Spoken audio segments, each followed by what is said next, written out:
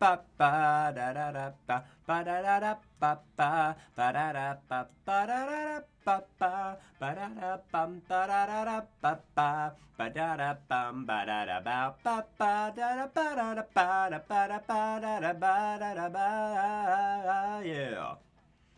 Hi, welcome to the video and welcome to Monster Prom. So we're back playing Monster Prom because I really like this game, and Monster Prom is going to be one of those like filler series when I'm kind of just like sick of playing all the other games and I just wanted to play something else. And I just realized Monster Prom 3, Monster Prom Road Trip is out. I might be thinking about getting that. I have some more series that are coming up, but I have friends that I want to play with, so we're just going to play this for the time being and get a couple playthroughs of this throughout time and slowly see if we can get through it. So let's just jump into it. We got a one player. Let's do DLC with a short game. Spooky high school, the sweetest years of our lives. Back then, we were young and unafraid. Sometimes reckless, sometimes brilliant, sometimes just stupid, but always willing to live life to the fullest. We were on a wild journey to discover who we really were. Who are you? I always play as yellow. Let's play as someone else. Let's play as, Vicky. Alright. Yeah, we'll be Vicky. Yeah, let's play as blue. Let's be a they. Sweet. Oh, that's a cute voice. And we have yet to experience its ultimate challenge, the Monster Prom. I remember it clearly. 3 weeks were left, and as we fantasized about our dream prom dates, we were scrambling to catch the attention of one of our 8 most charismatic classmates. Scott Howell, 21, a werewolf athlete who compensated for his rather small brain with a stupidly large heart. Miranda Vanderbilt, 19. A sweet mermaid princess who was as cute as she was genocidal. Polly Geist, 22, question mark? A party ghost with an insatiable hunger for all the wrong things. Damien LeVay, 21. A fearless demon with a taste for destruction and a love of fire. Liam DeLionart, 4XX. A hipster vampire whose standoffish demeanor hid the fact that he was a truly lovable dork. Zoe forever. An eldritch cutie who went from endless deity of the dark realm to an ultimate fangirl. Calculator Hewlett Packard version 1.0. A library computer who had become a sentient robot ready to experience life to its fullest. And Vera Oberlin, 23. A mean, self-made Gorgon with a merciless sense of business. It was clear, it had to be one of them, but who? We only had 3 weeks to choose our prom date, and even more daunting, we had 3 weeks to woo them and conquer their hearts. But as I said already, we were young and unafraid, and we were ready to start. Alright, so this is Monster Prom's stupidest pop quiz ever. So this is just going to give us our stats. So let's see what happens. If you were the leader of a new country, what would your flag look like? Flags are outdated symbols that lead to unnecessary nationalist exposition. We will replace the flags with national QR codes that will provide online coupons for free burritos. I like free burritos. Just Garfield's face. It's a power move. There's no doubt you're the supreme leader of your land if no one stops you from making Garfield the flag of your country. That's fun. I want to do that one. I go for a simple 3-colored stripe approach where each color represents one of the country's values. Blue, diplomacy, purple for patience, and red for the blood that will be spilled if anyone tries to overthrow me. Garfield. I like that. That was funny. The coolest reality show would be 8 rich people fight in weekly challenges to see who's the best at giving money to you. 12 experts on various arts of seduction live in a house where they must face a common challenge, seducing a potato into marriage somehow. People in position of power must face all sorts of questions relevant to their field, and if they fail, they lose their jobs, and society wins. I love that, actually. Let's go for seducing a potato. What would be a deal breaker for a potential lover? A deal breaker. A person is mediocre. A person is a coward. Lacks taste. The person uses Internet Explorer. The person lacks manners. The person hates outdoors. I don't know. This is gonna link us to certain people. Let's try manners. Okay. If you were a D&D character, what would be your class? Partysmith, good boy, fanfic bard, automaton, what? Gunhaver. Obscure moment grammar. Let's go for the bard. Alright.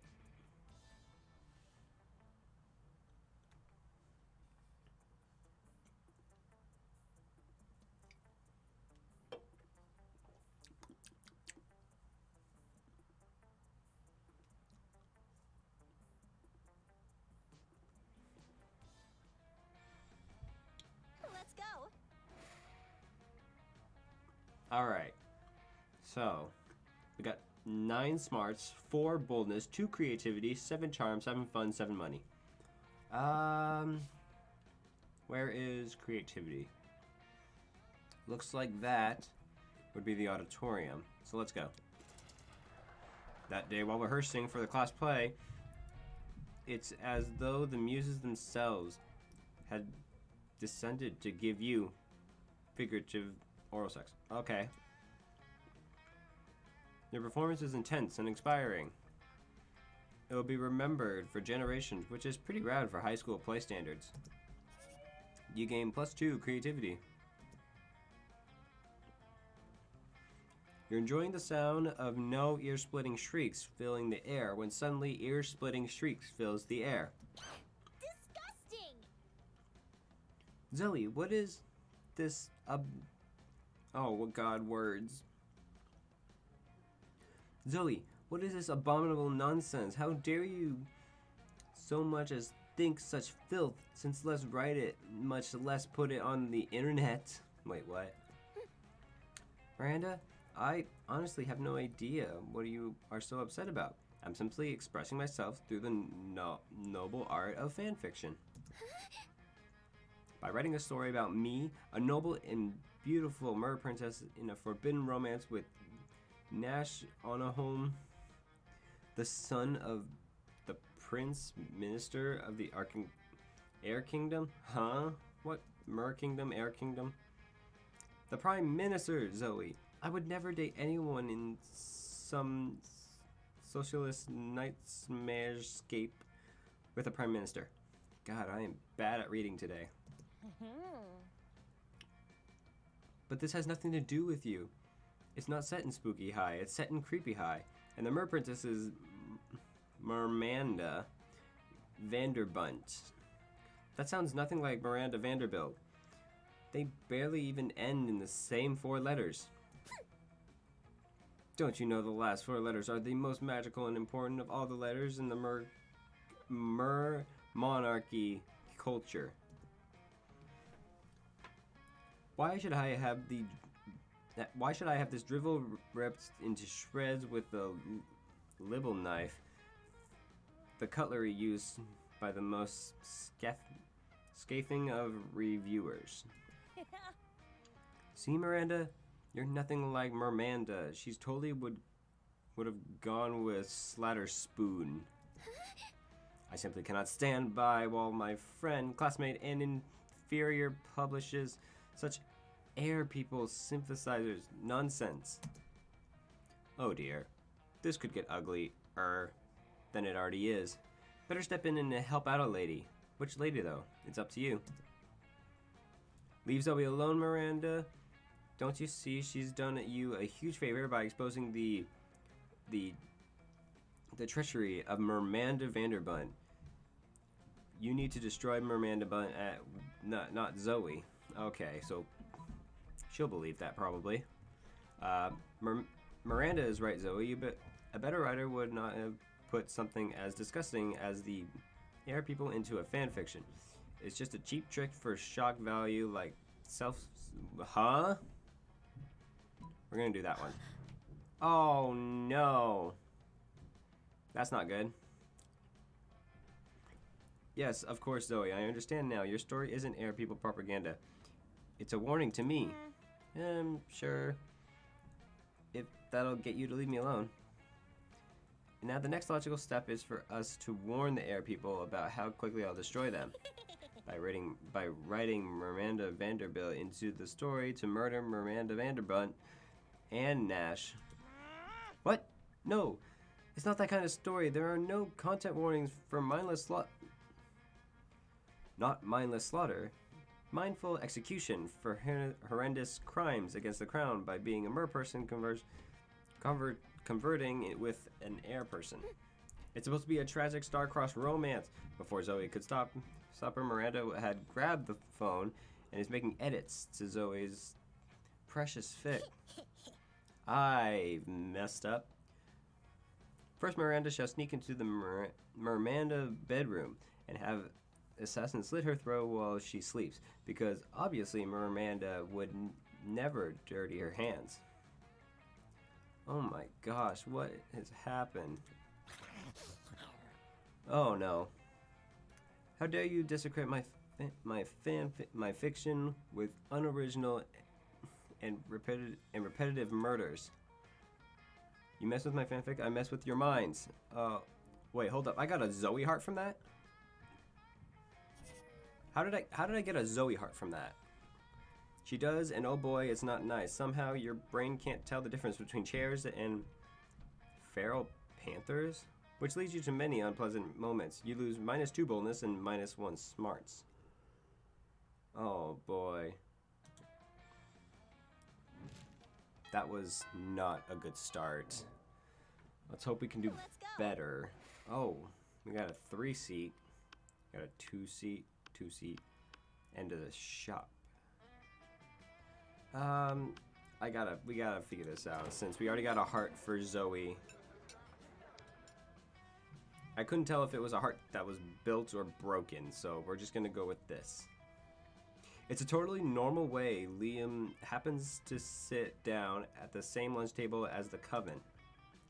Suddenly you hear a loud gasp from across the cafeteria. Every single one of Zoe's mouths is hanging open. You pull up a chair right as Zoe rushes over. OMG!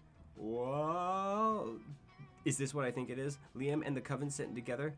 Do I smell a 5th season revival? Drop it. And by the way, there are only 3 seasons: fall, winter, and eternal contemplation of the void. OMG. This is totally the classic return to a long-lost ally to save the world once again. Or maybe there's still some fire between Liam and Joy. Do you know anything about boundaries? Not really. Always the same with you. Listen, we're no longer allies, but that doesn't mean we can't sit at the same table or anything. It is literally just a lunch table. Just a flat piece of wood with 4 legs. It means nothing. Quick. Use your boundless compassion and wisdom to mediate, I can't word, this minor dispute between your friends. That's exactly what someone would say if they're hiding a secret. Double-crossing, mind, season, reveal, alliance, romance. I think we're missing the real chemistry here. The lunch table is giving serious fucking eyes from the cafeteria floor. I think this one's for Zoe for sure. Yeah, oh, okay. I think it was it. Gasp! Did you just say the word gasp, like, out loud, instead of just gasping? Huh? Sorry, I'm still getting used to non-endless despair deities emotion sounds like psst and and especially huh? But you're totally right. This is obviously a ploy to keep me off your scent. Holy moly, I can't wait for this season. Oh, that's what they meant. Zoe looks overjoyed. You better start practicing your own emotional sounds. Yay, pizzazz, and smooch. Smooch. Let's go. Alright. Boldness is our lowest right now. Can't go outdoors because that's the shopkeep. Let's go to the boldness bathrooms. That day, you skip class and just hang out in the bathrooms because you respect no authority. I guess some people just want to watch the world burn. By skipping class and hanging out in the bathrooms, you give 0 shits, but you gain 2 boldness.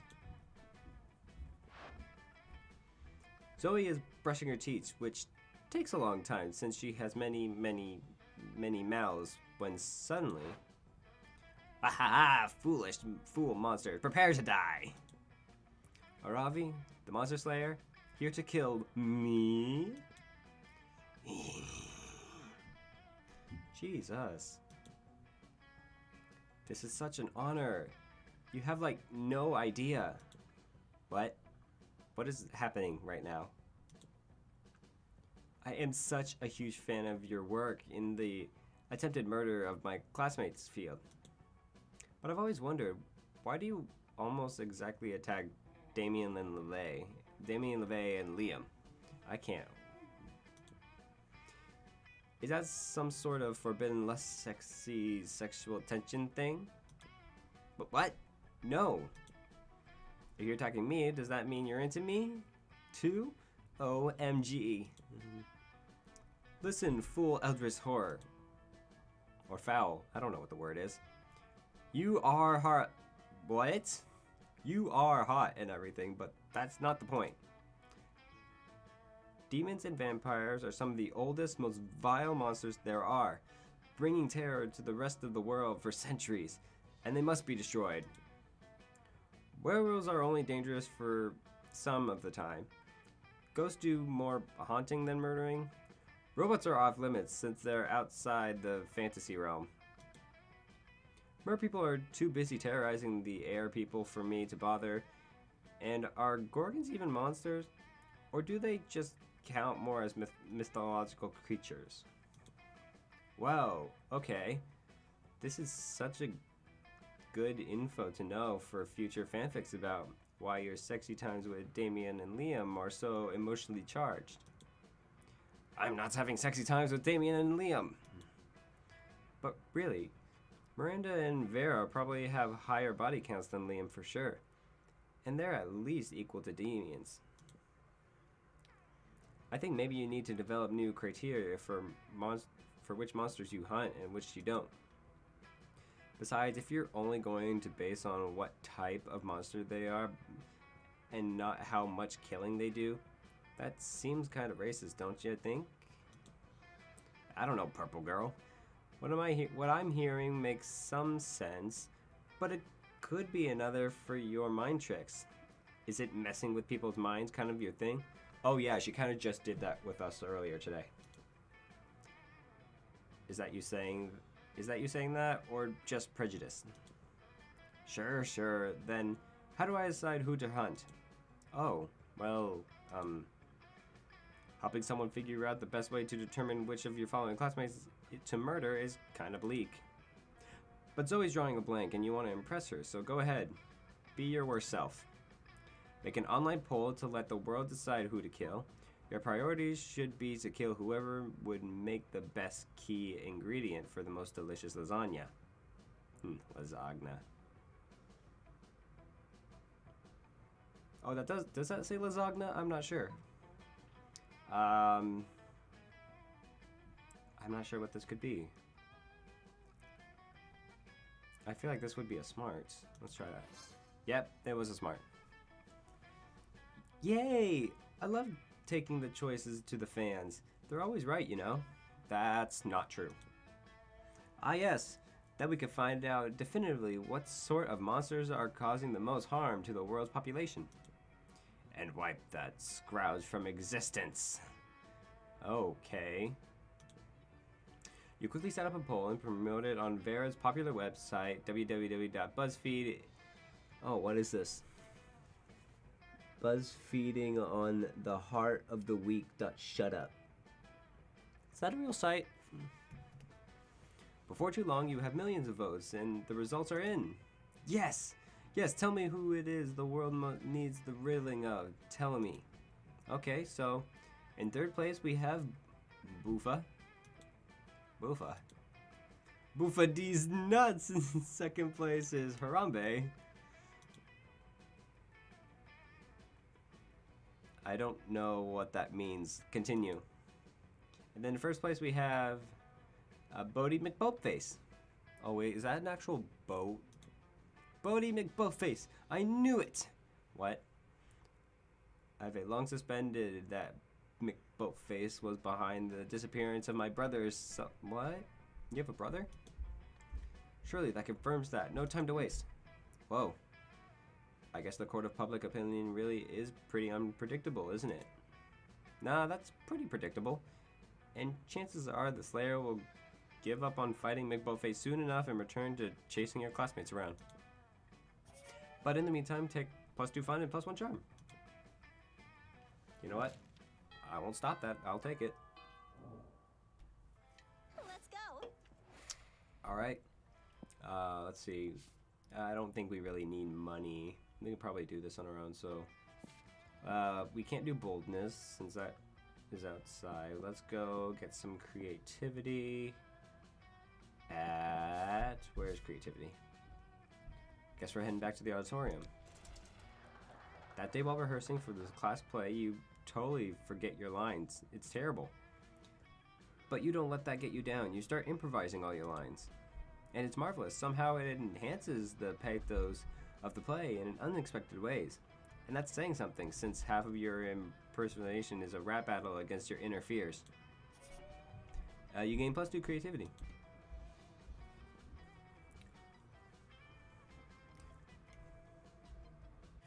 You were going to help Zoe with the math homework but you noticed her surrounded by a crowd of sinister, cloaked figures, and she seemed pissed about it.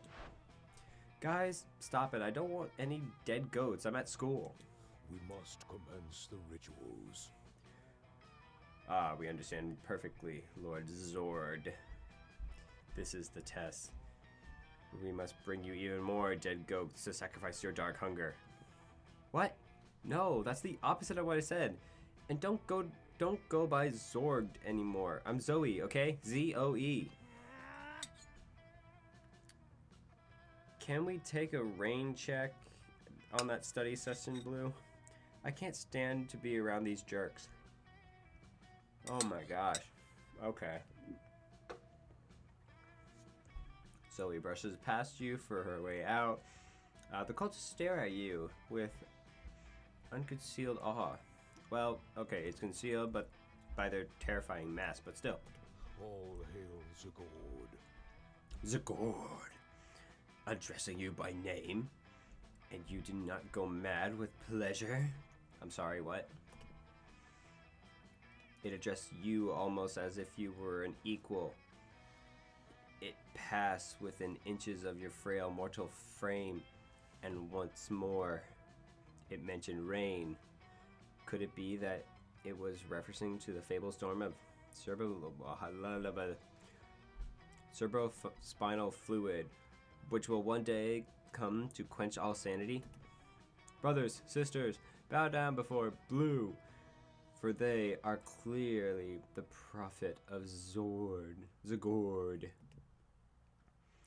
Please, O prophet, guide our worship, for we have noticed of late that our Lord appears dissatisfied with our sacrifices. Yeah, you think. The blood of many goats once pleased Zagord, and yet now we do not understand what has changed. That's pretty obvious. Perhaps, given your relationship with our incomprehensible master, Words. You could suggest a new sort of sacrifice that would please it. Ah, fuck it. You've got nothing better to do. You decided to be a prophet for the day and tell them that what they really should be sacrificing. Sacrifice your own harmful prejudice. It's important to learn from your mistakes. So sacrifice yet another goat, but right, we're sorry on the side. That's boldness. I think it's this one. God dang, what was the other one? Was it charm? This is a horrible run through, I swear. Of course, our own harmful person. Where's the body of those located again? You tried to explain where you... What? You were being metaphorical, but they're discussing amongst themselves. Let the ritual commence. Oh no, in the pancreas, but break out the sacrificial scopules. You never watched a crowd of people cheerfully disembowel themselves before. It's bad. Hey, Blue, I realized I forgot my... Bow to the god, lord of the dark realms. Quick, comrades, shower your dark master with proof of the ultimate sacrifice. Hey, stop throwing your pancreas at me, not cool. But it's too late. The cultists are dead now because cutting out your own pancreas is not a healthy thing to do. If I had a nickel for every time a group of my cultists died of misguided organ loss. This is not how I want my life to be anymore. This is so depressing. I'm going to stare into the void until it stops staring back. Fuck. Who's gonna clean up all the dead bodies? Dang, I am not doing well. Let's go. I feel like we're at the midway point, so we can't fail now. If we try failing if we fail at any, like, at least maybe one more, I don't think we're gonna make it. It's not like Zoe and Amanda aren't always the perkiest of gals, but they seem extra perky as they skitter around writing things down in their notebooks. Doubtless you are admiring our great work, Blue. You see, we are now food critics. Zoe has hired me for her magazine, Totally a Real Food Magazine. It's an honor to have you on board, Your Highness. Zoe holds up a bunch of papers stapled together with the doodles in crayon that seem to be in eldritch ruins, with some sparkly scratch and sniff stickers stuck up top. If you are quiet and submersive, I was about to say submissive, that's not correct. Submersive, you may watch us in our quest to be the best food critics ever. I was a little hesitant about founding this very legitimate magazine since I'm new at eating things than other minds and souls. And I usually have my eating serfs eat for me, but then Zoe and I realized we were absolutely best food critics according to our taste audience, which was comprised of Miranda's food serfs. Now watch us create culinary criticism magic. First up, macaroni and cheese. This food item contains both macaroni and cheese and therefore deserves 5 stars for this accurate description. Next, what is it? Couscous with vegetables? I've never tried it, and the pieces seem way too small to even register in my many mouths. I won't try it either, but the names sound very, very fancy, so 5 stars. Here is this microwave. Ah, yes, this is a very shiny and very cubic shape, which are both good qualities for a food 5 stars. Here's some french fries. They don't seem to be particularly French, but they don't seem particularly un-French either. Oh dear, how will we ever determine their Frenchnosity? Pfft, easy. That's your specialty. So you should give the french fries a French kiss, whether it's the acceptance, you should give them a French kiss worthy of the most epic of French fics. To check how good they are at French kissing, and therefore calculate their Frenchosity. Miranda, obviously you are the most qualified to determine this. The only way to establish Frenchosity is to actually go to France. Just spend an eating surf over to check it out. Let's do, Zoe. How did you even know about my French-themed spooky high UA Les Monstrables? Oh, that's a Les Mis reference there. You truly are my #1 fan, aren't you, Blue? Maybe. If #1 fan, she means trying to get her tentacle on prom night. Wait, what? Then sure.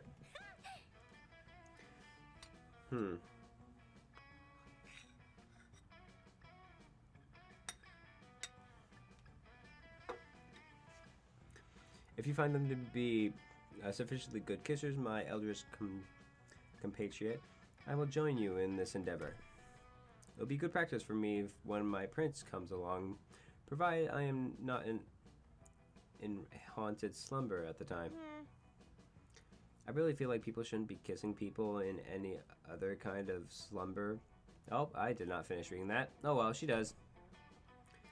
Guess I found that kiss to be both French and fried. 5 stars. Spoiler alert. 5 stars. You rock. And Blue, maybe you and I can work on kissing adventure sometime.